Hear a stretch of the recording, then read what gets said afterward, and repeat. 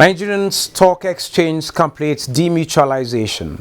African Development Bank ranks world's best multilateral financial institution, while Nigeria records first trade deficit in 4 years.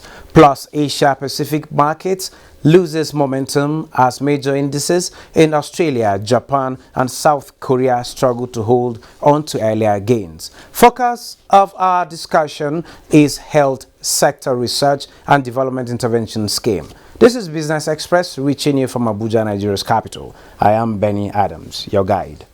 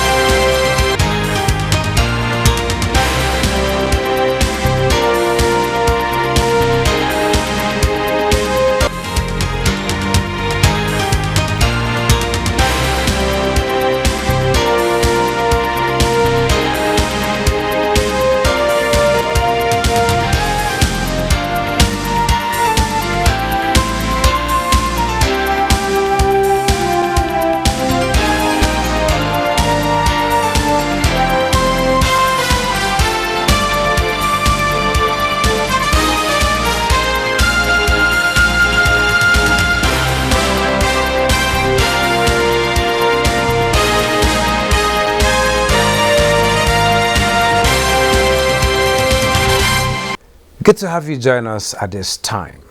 The Nigerian Stock Exchange has received final approvals of its demutualization plan from the Securities and Exchange Commission and Corporate Affairs Commission. With this, the exchange has now completed its demutualization process under the mutualization plan. A new non-operating holding company, the Nigerian Exchange Group PLC, has been created. The group will have 3 operating subsidiaries, which are the Nigerian Exchange Limited and the Operating Exchange Regulation Limited, the Independent Regulation Company, and NGX Real Estate Limited, the real estate company. All the entities have been duly registered at the CAC.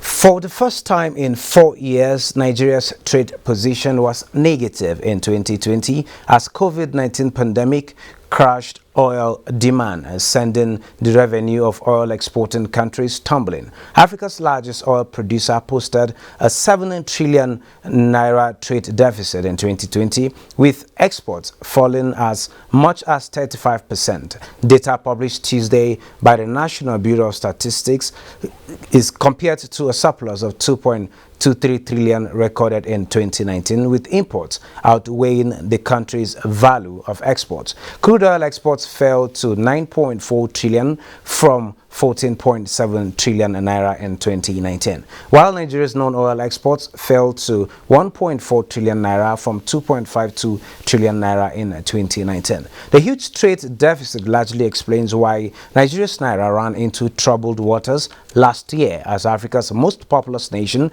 was starved of the needed foreign exchange that would have helped in the acceleration of the external reserves.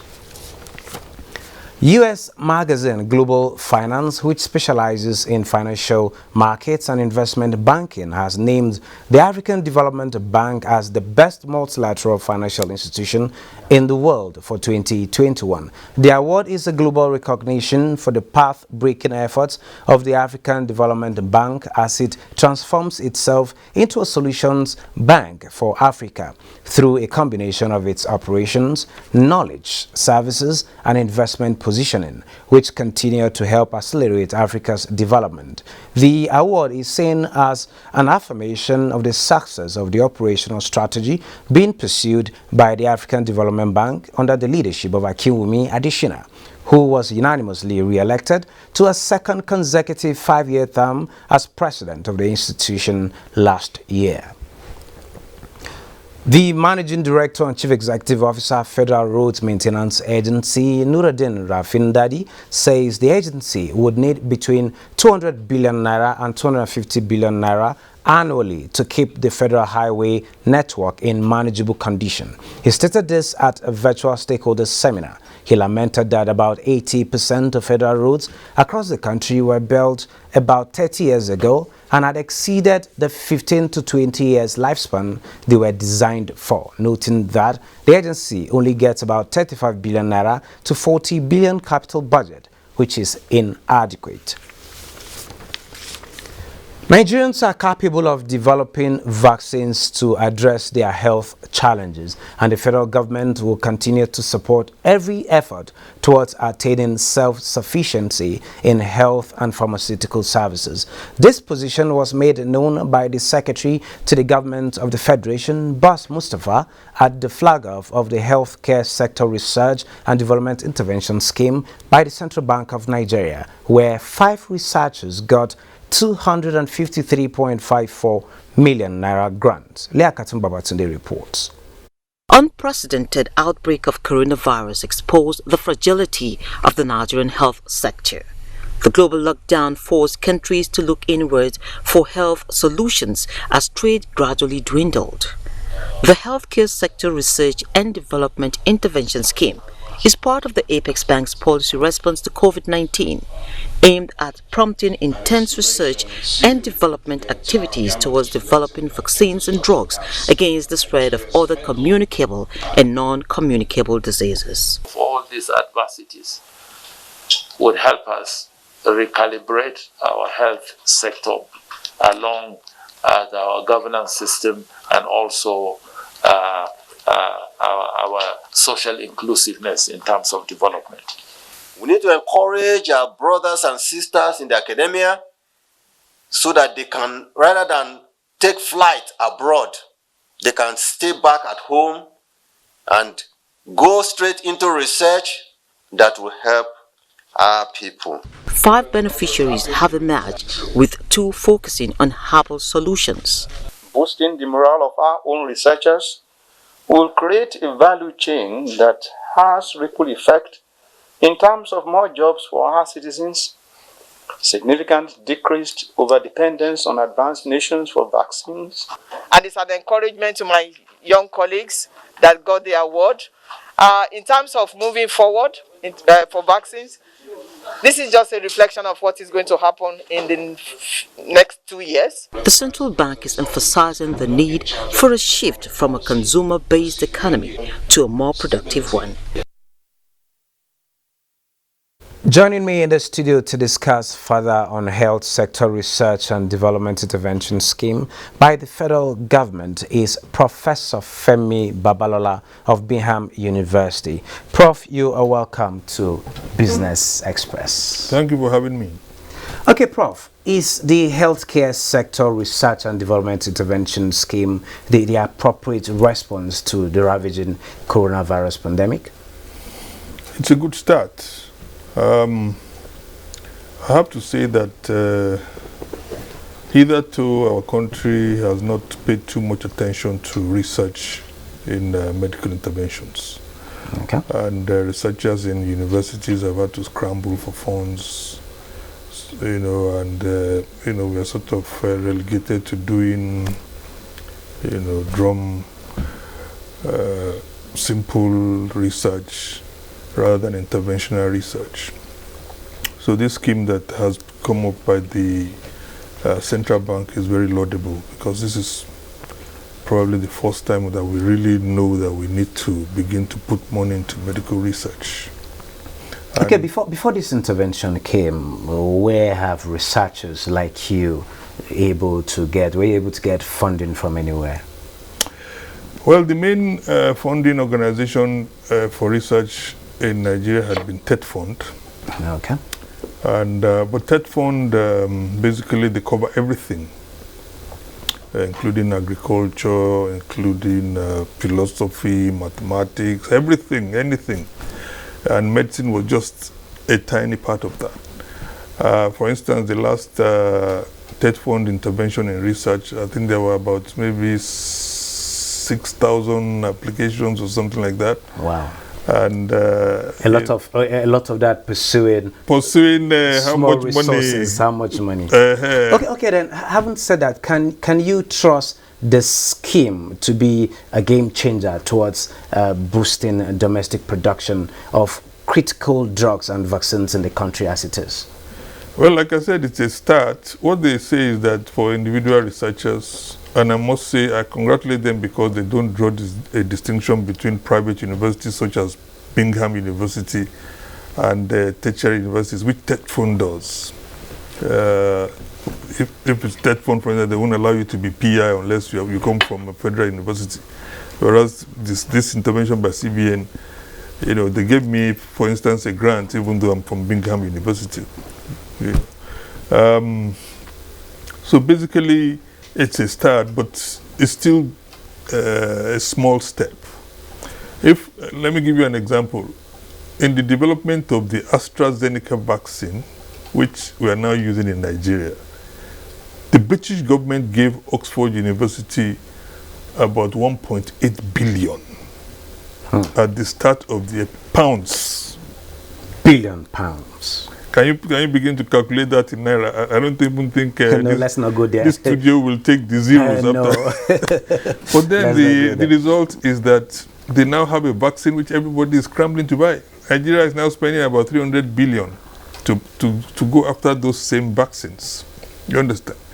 Now, if we now say, okay, for 5 researchers, we have 250 million, in terms of pounds or whatever. Each person maximum is getting maybe about $100,000 in real terms. Are you getting my point? Yeah. So basically, it's a good start. We're beginning to realize that research is important, and hopefully, we begin to scale it up rather than just remaining at this level. I think just a start, to be honest. Okay, Prof, having established the fact that it's a start, which we can't compare with what it's done out there in developed worlds, we have, for this intervention, we have 253 million to 4 researchers. To 5 researchers, yes. Though it's a small start. But before we see an upscale of it, how far can this small start go in a kind of contributing to efforts to realizing that we actually need to curb the spread of COVID-19 as it is? Oh, it can go a long way. Our group, for instance, we researched on ivermectin against COVID-19, and we're able to establish that it is a veritable drug that can, fight against COVID-19. And this same research has been replicated in other countries, including Australia, the United States, India, Bangladesh, and so on and so forth. And we now have a consortium of ivermectin COVID researchers, of which Nigeria is a proud member. And we did all this on the 50 million that we have been given. We just had to manage, stretch it out, and so on and so forth. It's much better than having nothing to work with. And for the first time, I think research done in Nigeria has now been incorporated into the WHO, what they call a meta-analysis, to actually come with a final statement on the effectiveness of ivermectin on COVID-19. And a lot of Nigerians have already used ivermectin. Many of them have personal testimonies of how it has helped them, and so on and so forth. So we are thinking of now taking the research to the next level to see, does it have any effect in prophylaxis? So if we could do that with what we were giving, I think many more researchers will be encouraged to, actually do research that answers questions rather than just tabulating hospital admissions and so on, which is what we have been doing largely in Nigeria because we don't have the funding to do any meaningful research.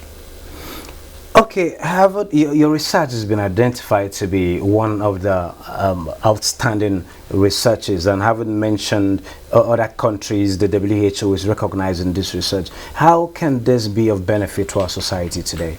Oh, at the moment they are ruling out vaccines against COVID-19, but vaccines are not the only solution. People will still fall sick from COVID-19. And the drugs available against COVID-19, the main one that is being pushed by the Western world is probably remdesivir and to some extent dexamethasone. Beyond those two, there's nothing else apart from ivermectin, which we researched on. And ivermectin has been shown to be superior to these expensive medications. As a matter of fact, I don't think many hospitals in Nigeria bothered to buy remdesivir because it's really not very good. And it's so expensive anyway. So, and many hospitals have now, partially based on our research and research done elsewhere, adopted ivermectin as part of standard treatment against COVID-19. So already, many Nigerian lives have been saved, and I dare say many lives all across the world has been saved. I don't know whether you heard of the case of an American lady who was dying from COVID-19 and then went to court in the United States to ask the judge to compel the hospital to use ivermectin for her. Wow. And when they used the drug for her, she got better immediately. She improved. And she was taking off ventilators. What are the components of this? Is it a trad or herbal? Do you have a herbal touch to it? In Africa we're used to herbs doing it for us. Do you have a component of that in this research? No, ivermectin has been around for a long time, and it's basically a soil organism that was first of all discovered in Japan several years ago. It's now developed into a proper drug by Merck in the United States, and then we use it extensively to treat river blindness in Nigeria and elsewhere. And it's also useful against other, filaria worms and so on and so forth. So it's been around for quite some time. And many Nigerians have actually used it for various conditions before. So it's not a new drug to us. And when, at the beginning of the pandemic, some researchers in Australia showed in the laboratory that it was actually effective against the COVID-19 virus in the laboratory. Our group at Bingham University, we looked at that piece of research and said we must see whether this is going to translate into clinical efficacy. And that was the whole basis for our research. Okay, looking at it now, we're beginning to have the rollout of the vaccines, and we're getting to see economies are recovering even earlier than expected. The projections are actually changing. So what role can research and development play in achieving sustainable growth and development in our society, particularly the Nigerian environment? Well, I'm certainly hoping that we are beginning to realize that research is very important. Because, for instance, now, these big companies, Pfizer, Moderna, Oxford University, AstraZeneca, Johnson & Johnson, all of them are now coming up with products that were based on research. And the whole world is scrambling to buy. Billions have been spent to buy these vaccines, which were a product of research. So research can easily translate into money spinner. If you come up with a product that is needed, that answers questions, you understand, automatically people will key into it and buy it. If for instance, we develop a Nigerian vaccine, and I understand that the chaps in Redeemers University, they are working on a vaccine. If we develop our own COVID vaccine, then we become the market for the whole of Africa. I was just about to ask that. And looking at it with your group and others you've mentioned now that are into this research, and with the CBN intervention, do we see ourselves becoming more like looking inwards rather than depending on what the global community is offering us with the AstraZenecas and co? Absolutely. You see, when I heard that we were going to spend 300 billion to buy vaccines, I was like, if only half of that could be plowed in home. Was plowed home into developing our hospitals, developing our tertiary institutions, and funding research, the multiplier effect, will be felt, in the years to come, and Nigeria will become now the center of activity of research in Africa, and then we become the main market for Africans to get their products, vaccines, and so on and so forth. So, but you don't do this if all you are doing is to wait for people, to do their own research abroad, and then to now, okay, now the product is ready. And then we begin to line up in COVAX and these other places. Hey, don't forget us, we too, we need vaccine. Why can't we do our own here? Well, doing our own here, Prof. This is the CBN intervention now is a public sector. What is the role of the private sector in all of this? We have a lot of capital in there that can plow in. Vaccine business is a big business. You just mentioned the billions of naira being used to purchase these vaccines, and these companies rolling out these vaccines are making a whole lot of money. What is the private sector role in Nigeria to support this kind of venture? Peradventure, we have the desired breakthrough that we anticipate. Of what benefit will it be to our economy? Well, I understand that there's a group of private entrepreneurs called aside CACOVID? CACOVID, yeah. Okay. And their own interventions has mainly been into providing, relief materials and maybe equipping one or two laboratories here and there. But I don't think they have really funded research. Okay. And there's a lot of scope for them to fund research. So talking of the private sector, there's a lot of scope for them to fund research. If you in the United States, for instance, now I don't know whether you heard that Dolly Parton, the singer, she actually gave $1 million of her own money contribution to one of the companies, that came up with a vaccine. Wow, so that's a wake-up call for not just the private sector in Nigeria, but also the entertainment industry. Absolutely, everybody should plow into. I certainly hope that this COVID crisis is a wake-up call to us in Nigeria. Not just government, but also the private sector. Everybody in Nigeria. Thank you so very much, Professor Femi Babalola of Bingham University, for sharing your thoughts with us at this particular time. Once more, congratulations. Thank you very much indeed. Thank you for having me. Well, moving on, let's see how the commodity market is faring this Wednesday.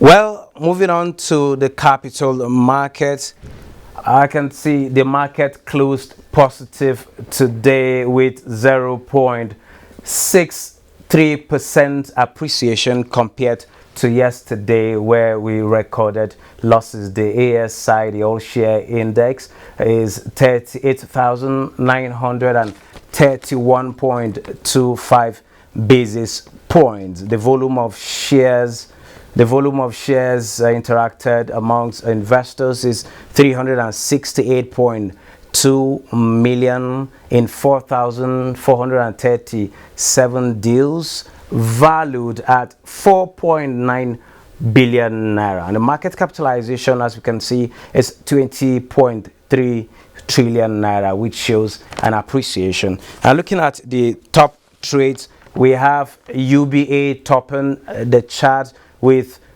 74.8 million volume of shares, valued at 523 million naira. Next is FBNH with 65.3 million volume of shares valued at 467 million naira. And on the third place is Guarantee Bank with 34.2 million volume of shares valued at 1 billion naira. We do hope that the market will continue to record the bulls and not the bears we've experienced in recent times. Moving on, European markets mixed, struggling for momentum after a previous rally.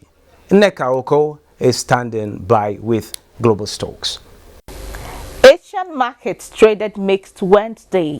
The Nikkei 225 gave up early gains to close near flat at 29,036.56, with the Shanghai Composite also finishing near flat at 3,357.74.